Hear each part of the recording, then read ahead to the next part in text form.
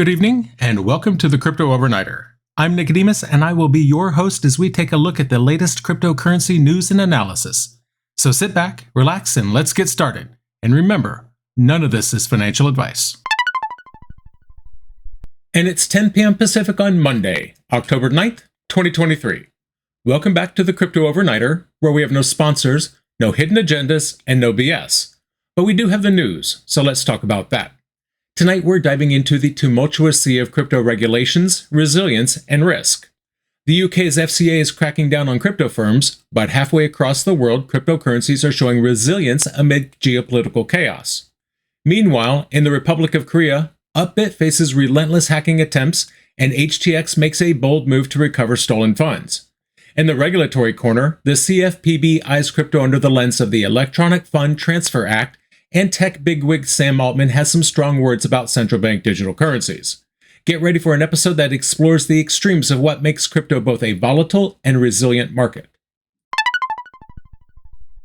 The Financial Conduct Authority is the UK's financial market regulator. They just dropped a bombshell. They've released a list of 143 entities, primarily from the crypto sector, warning the public to avoid dealing with them. Among the entities are two major Asian cryptocurrency exchanges, Huobi and KuCoin. Now, the FCA is not playing around. They've made it clear that any firm promoting financial services or products in the UK needs special authorization. And guess what? Huobi and KuCoin didn't get that authorization. This move comes right after new crypto regulations kicked in yesterday, October 8th. The FCA is on a mission to regulate and control the promotion of high-risk financial products, and they're not sparing anyone. The FCA's message is clear. Avoid dealing with these firms. They've even gone so far as to say that non-compliance could lead to criminal charges. Yes, you heard that right, criminal charges. The FCA is taking a risk-based approach, targeting companies they deem high risk first, and they're updating this list on an hourly basis. Now, this isn't just about companies operating in the UK. The FCA's new framework applies to all companies marketing digital assets in the UK, even those headquartered outside the country. So Huobi and KuCoin, founded in Singapore and China, are not off the hook. The FCA has laid down 4 possible routes for crypto companies to promote their services legally. This includes getting approval from an authorized person or being registered under money laundering regulations. But let's not forget, the FCA has been warning companies about these changes since February. So really, there's no excuse for not being prepared. The FCA's aggressive stance is a clear sign that the days of the Wild West in crypto are coming to an end. At least in the UK. And it's not just the FCA. Governments around the world are tightening the noose on crypto regulations. So if you're in the UK and you're thinking about investing in crypto, especially through platforms like Huobi and KuCoin, think twice. The FCA's list is a red flag you can't afford to ignore. Again, criminal charges. Folks, while the FCA is tightening the noose on crypto in the UK, halfway around the world, crypto is showing its true colors. A ray of hope in dark times. Get ready to dive into the resilience of crypto amid geopolitical chaos. Next up, a topic that's about as serious as it gets: war. Specifically, the Israel-Hamas conflict. Now, you might wonder, what does this have to do with crypto? Well, a lot, actually. The Israel-Hamas conflict has led to hundreds of deaths and injuries on both sides. Rockets are flying, and the world watches in horror. But amidst the chaos, the crypto market remains largely unscathed. Why? Decentralization. Crypto doesn't care about borders or governments. It's a global asset indifferent to regional conflicts. At the time of writing, Bitcoin was trading at $27,451. That is a mere 1.73% loss in 24 hours. The total crypto market cap, a staggering $1.06 trillion. These numbers tell us that crypto is resilient, even in the face of geopolitical turmoil. So why is crypto the go-to in times of crisis? Well, it's a hedge against traditional financial markets. When the world's on fire, the people want assets that are not tied to any government. Look at the performance of the shekel over the last few days. Crypto offers that hedge. And second, it's about adoption. Businesses, institutions, and everyday people are embracing crypto more than ever. It's not just a speculative asset. It's becoming a part of daily life. Analysts have noted a shift towards safe haven assets like gold and the US dollar.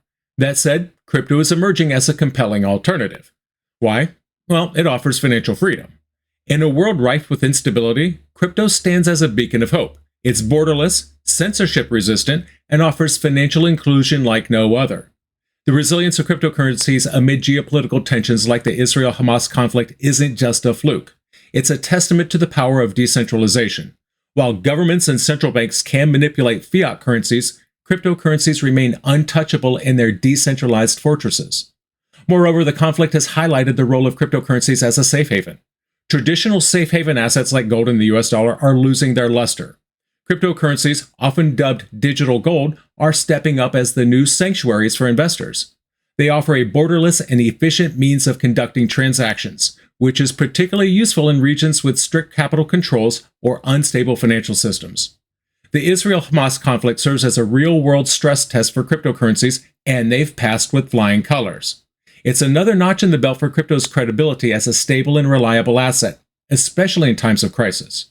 And for those who still doubt the staying power of cryptocurrencies, events like these should serve as eye-openers. It's not just about making quick profits. It's about financial freedom and security in an increasingly uncertain world. All right, we've seen crypto defy turbulence in the Middle East, but back in Asia, it's not all roses. Upbit, a major Korean exchange, is under a different kind of fire. Time to talk about crypto's risk of cyber attacks. And hey, if you're finding these insights valuable, make sure you like, subscribe, and hit that notification bell. Upbit, one of the Republic of Korea's largest cryptocurrency exchanges, has been under siege. In the first half of 2023 alone, the exchange faced a staggering 159,000 hacking attempts. That's quite the number. And this isn't just a blip, it's a full-blown crisis. The numbers are alarming. Compared to the first half of 2022, that's a 117% increase. If you go back to 2020, we're talking about a mind-boggling 1,800% surge in hacking attempts. The firm behind Upbit revealed these numbers, and they're not to be taken lightly. Upbit is a major player with a 24-hour trading volume of around $1.2 billion. When a giant like this is under attack, it's a wake-up call for the entire ecosystem. So what's Upbit doing about it? They've ramped up their cold wallet holdings to 70%. That's of interest because cold wallets are less susceptible to hacks as they're offline. Hot wallets, on the other hand, are online and much more vulnerable. Upbit has also fortified their hot wallet security. And they've got good reason to be nervous. This is not their first rodeo. Upbit suffered a $50 million exploit back in 2019. Since then, they have not had one single breach. That's commendable, but clearly not enough. They recently had to halt Aptos token services due to a fake token infiltrating 400,000 wallets. Korean lawmaker Representative Park Soon-jung is calling for action. He's urging the Ministry of Science and the ICT to conduct simulated security tests. The ministry's role in overseeing these exchanges is vague, and that needs to change. The crypto industry lost $1.4 billion to hacks and fraud this year alone. Upbit's crisis is a glaring example of the risks that come with the territory. It's a call to arms for better security measures, not just for Upbit, but for the entire crypto ecosphere. We just talked about Upbit's security woes, but what if I told you another exchange turned a crisis into an $8 million win? Yep, it's about HTX, and they've pulled off something of a coup. HTX, the exchange under Huobi Global, recently clawed back a staggering $8 million in stolen Ethereum. Now, how did they do it? By playing a high-stakes game with the hacker. Late last September, HTX's hot wallet was drained of 5,000 Ethereum, worth roughly $8 million. Now, we were just talking about how susceptible hot wallets are. The company did not waste any time. They contacted the hacker and claimed to know their identity. HTX then made an audacious offer, a 5% bounty worth around $400,000 in exchange for return of 95% of the stolen funds. Justin Sun, a Huobi Global investor and HTX advisor, took to social media to announce the successful recovery. He said, quote, "The hacker made the right choice. The hacker returned all of the stolen funds, and HTX paid out a white hat bonus of 250 ETH. As listeners will know, the crypto world is no stranger to hacks. According to a report from blockchain security firm ImmuneFi, there were 76 hacks on the crypto and Web3 projects in the third quarter of this year alone. That's a significant increase from 30 for the same period last year. But here's where it gets interesting. HTX decided to negotiate with the hacker rather than turning to law enforcement. Why? Well, because in the crypto world, sometimes it's just faster and more efficient to deal directly with the problem. Law enforcement can be slow, bureaucratic, and often ineffective when it comes to the fast-paced world of digital assets. That's why you can't depend on law enforcement to secure your financial assets or to get them back in the case of theft. HTX knew this and took matters into their own hands. This story raises questions about the ethics and legality of such bounties. Is it right to offer a bounty to a criminal? But then again, sometimes you have to fight fire with fire. From HTX's daring recovery to the US taking a new stance on crypto, the Consumer Financial Protection Bureau is eyeing crypto through the lens of the Electronic Fund Transfer Act. A protective move or a leash? Let's find out. The Consumer Financial Protection Bureau is considering applying the Electronic Fund Transfer Act, known as the EFTA, to cryptocurrencies. This is a federal law passed in 1978 to protect consumers during electronic fund transfers. Rohit Chopra is the Bureau's director. He spoke at a payments conference organized by the Brookings Institution. He said that the agency aims to reduce errors, hacks, and unauthorized transfers in the crypto space. The CFPB is exploring guidance to clarify how EFTA applies to private digital dollars and other virtual currencies. So why does this matter? EFTA regulations require financial institutions to inform consumers about their liability for unauthorized transfers. This is communicated before the first electronic transfer occurs on a user's account. This CFPB's move comes amid a staggering 150% year-on-year increase on crypto platform hacks. But there's more. The CFPB plans to issue orders to, quote, certain large technology firms to scrutinize their business practices, especially concerning the use of personal data in issuing private currency. The agency is also considering examining non-banks that offer payment platforms. Chopra even suggested that the Treasury's Financial Stability Oversight Council should classify some crypto activities as systemically important. This could empower other agencies with oversight tools to ensure that a stablecoin is, well, stable. The CFPB's move to potentially apply the Electronic Fund Transfer Act to crypto platforms is a significant development. It's a clear sign that the regulatory environment for cryptocurrencies is tightening, and the government is taking steps to exert more control over the industry. While the stated goal is to protect consumers from hacks and unauthorized transfers, one can't help but wonder if this is just another way for the government to keep tabs on crypto transactions. The application of EFTA to crypto could bring about a slew of new compliance requirements for crypto platforms. This could make it more difficult for smaller platforms to operate, potentially stifling innovation in the space. It's a classic case of the government stepping in with the pretext of consumer protection, but the real motive might be control and surveillance. Remember, they're demanding insight into your digital financial transactions on crypto exchanges as well. And it's for that reason that this development should be viewed with a critical eye. It's essential to question the government's motives behind such regulatory moves, especially when they have the potential to impact the crypto industry's growth and freedom. So while the CFPB's consideration to apply EFTA to crypto might seem like a move to protect consumers, it could very well be a significant problem. It's a development that warrants close attention, as it could have far-reaching implications for the crypto industry. We just looked at how the US government wants to regulate crypto. Now let's hear from someone who is not too happy about it. Tech bigwig Sam Altman has some bold words for central bank digital currencies. Don't miss this one. Sam Altman isn't just any tech CEO. He's a man deeply involved in the crypto space. Ever hear of WorldCoin? There you go. During a recent episode of the Joe Rogan Experience, Altman expressed his concerns about the US government's regulatory approach to cryptocurrencies.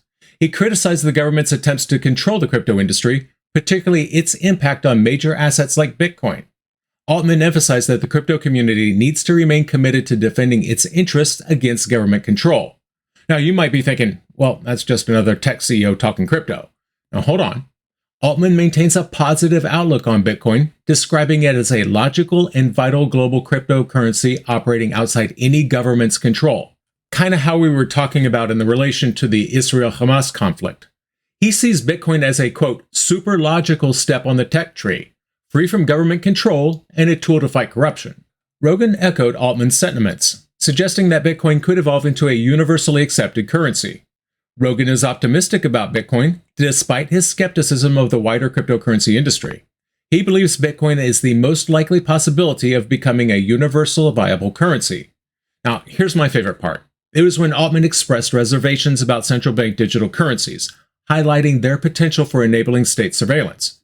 He firmly opposed the adoption of CBDCs, arguing that they could be wielded to enhance scrutiny of financial systems.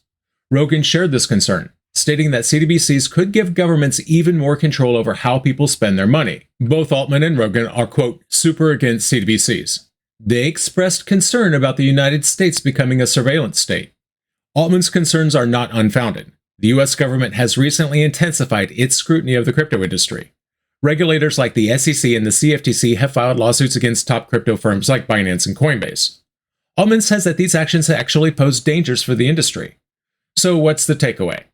Altman and Rogan are not just two influential figures talking about Bitcoin, they're sounding the alarm on the dangers of CBDCs and government control over crypto. They're urging the crypto community to stand firm against these threats. In a world increasingly leaning towards centralization and control, the words of Altman and Rogan serve as a timely reminder of the importance of financial freedom and the role of cryptocurrencies in safeguarding that freedom. So, what happened? The FCA released of 143 entities, including major Asian exchanges Huobi and KuCoin, warning the public to steer clear. This move is part of the FCA's broader initiative to regulate high-risk financial products and could have repercussions beyond the UK's borders. Amid the Israel-Hamas conflict, cryptocurrencies have demonstrated remarkable resilience.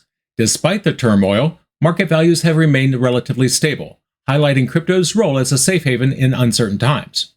Upbit, a major Korean exchange, reported a shocking rise in hacking attempts. The company responded by fortifying its security measures, but the situation serves as a warning sign for the entire crypto ecosystem. HTX under Huobi Global successfully recovered $8 million in stolen Ethereum by negotiating directly with the hacker. While effective, this approach raises questions about the ethics and legality of dealing with criminals. The CFPB is considering applying the Electronic Fund Transfer Act to cryptocurrencies.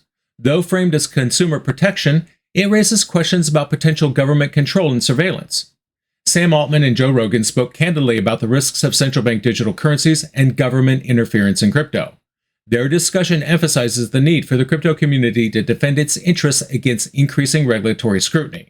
The overarching theme tonight circles around the volatile dance between regulation, resilience, and risk in the crypto world.